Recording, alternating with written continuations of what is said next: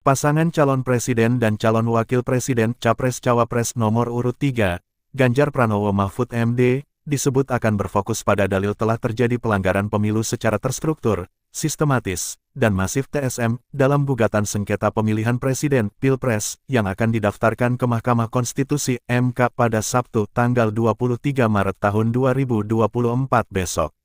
Kuasa hukum Ganjar Mahfud, Vincentius Mendrova mengatakan, masih terdapat kekosongan hukum berkaitan dengan pelanggaran pemilu TSM dalam konstruksi UU Pemilu di Indonesia. Dari kekosongan hukum itulah kita berharap Hakim Mahkamah Konstitusi mengambil satu putusan yang bisa mendiskualifikasikan pasangan calon 02 Prabowo Subianto Gibran Rakabuming. Kira-kira begitu, ujar Vincentius ketika dihubungi, Jumat tanggal 22 Maret tahun 2024.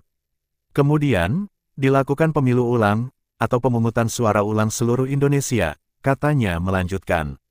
Vincentius menyebut, pendaftaran gugatan sengketa perselisihan hasil pemilihan umum PHPU Pilpres 2024 secara resmi ke MK ini akan dilakukan sekitar pukul 16 waktu Indonesia Barat. Jam 16 perkiraan kita sudah sampai di MK. Perkiraan begitulah, ujar Vincentius. Administrasi kita sudah melengkapi, untuk syarat-syarat pendaftaran PHPU Pilpres ini, katanya lagi. Dia kemudian mengklaim bahwa ada 100 orang yang terlibat dalam persiapan menghadapi sengketa Pilpres 2024 di MK. Tetapi, jumlah pengacara yang akan hadir langsung ke ruang sidang kemungkinan besar akan menyesuaikan. Sebagai informasi, pendaftaran gugatan sengketa Pilpres 2024 dibuka sejak tanggal 21 Maret tahun 2024 dan berakhir pada tanggal 23 Maret tahun 2024 pukul 24 waktu Indonesia Barat. MK nantinya akan mempunyai waktu maksimum 14 hari kerja atau hingga tanggal 22 April tahun 2024 untuk memutus perkara tersebut. Namun, Mahfud MD memastikan, gugatan ke MK ini bukan bertujuan untuk mencari kemenangan. Pasalnya, pihak Ganjar Mahfud sebelumnya menegaskan akan menerima apapun hasil Pilpres 2024 yang dibuktikan dengan sebuah fakta integritas. Menjaga masa depan demokrasi Indonesia menurutnya, gugatan ini ditujukan untuk masa depan demokrasi Indonesia yang lebih sehat.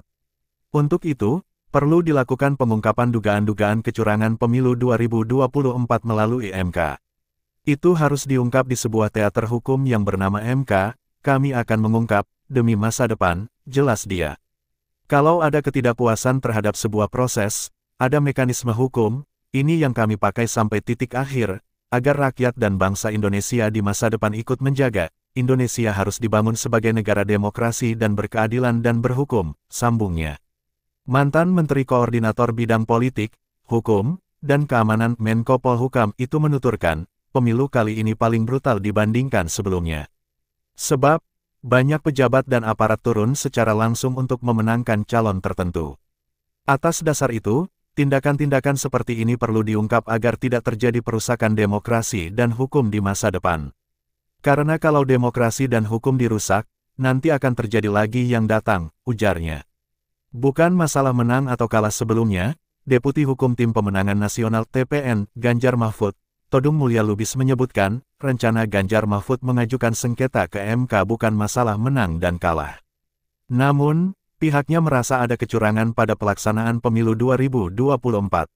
Sebab, ada intervensi kekuasaan melalui politisasi bansos serta kriminalisasi terhadap kepala desa yang mengarahkan pemilih untuk memilih kandidat tertentu.